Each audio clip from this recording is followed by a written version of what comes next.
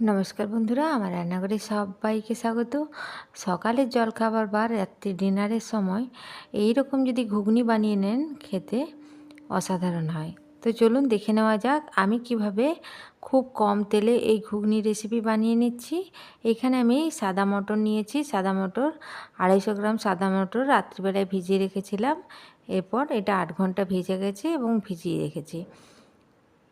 এরপর একটা প্রেসার কুকারে আমি এই মটরগুলো দিয়ে দেব।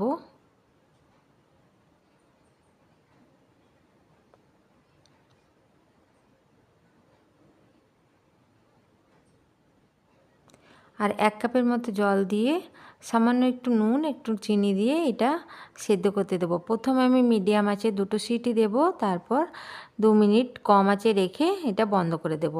অনেক সময় মটরগুলো অনেক রকমের হয়, কোনো মটরটা বেশি সেদ্ধ হয়, কোনো মটর আবার কম সেদ্ধ হয়। তো আমি এই যে মটরটা নিয়েছি, আমার এখানে 2টো সিটি আর 1 মিনিট কম আঁচে রেখে দিয়ে আমার সেদ্ধ হয়ে গেছে।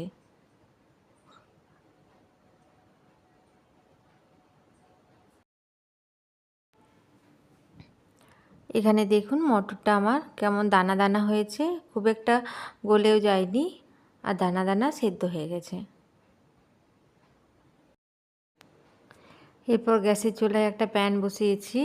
এরপর দিয়ে দিলাম 1 চামচ গোটা জিরে, দিয়ে দিলাম 1 চামচ মৌরি, 2টো শুকনো লঙ্কা, এলাচ, লবঙ্গ আর 1 টুকরো দারচিনি আর 1.5 চামচ গোটা ধনে। এরপর কম আঁচে 10 সেকেন্ড এটা ভেজে নেব। ভেজে নিয়ে ঠান্ডা করে গুঁড়ো করে নেব। এরপর গ্যাসের চুলায় প্যান বসিয়ে দিয়ে দিলাম 2 চামচ সর্ষের তেল। তবে এখানে আমি আগে থেকে একটা মশলার পেস্ট করে রেখেছি, যেখানে আছে একটা টমেটো, 1 টুকরো আদা, 2টো কাঁচা লঙ্কা।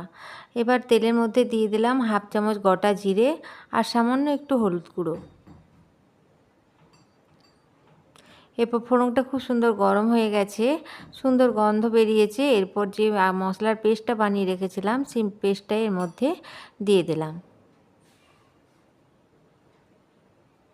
পেস্টটা দিয়ে নাড়াচাড়া করে অল্প ভেজে নেব। এরপর দিয়ে দেব এখানে কিছু গুঁড়ো মশলা,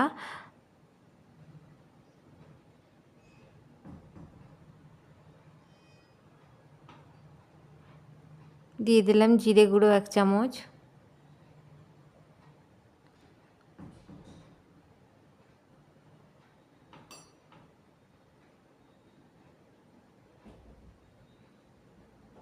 দিলাম পরিমাণ মতো নুন, সামান্য একটু হলুদ গুঁড়ো।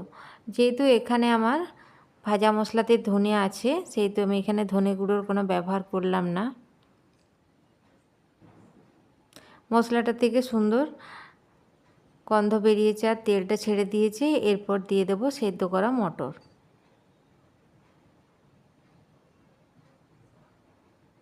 মটরটা দিয়ে ভালো করে নাড়াচাড়া করে নেব। এইভাবে একবার ঘুগনি বানিয়ে দেখুন, সকালে জলখাবারে খেতে অসাধারণ লাগবে। রুটি, পরোটা দুটোর সাথেই খেতে দুর্দান্ত লাগবে। মশলার সাথে খুব সুন্দর ভেজে নিয়েছি মটরগুলো।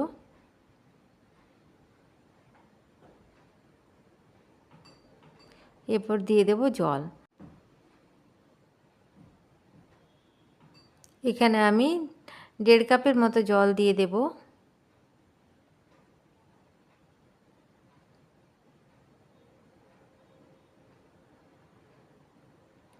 জলটা দিয়ে একটু ফুটতে দিয়ে দেব।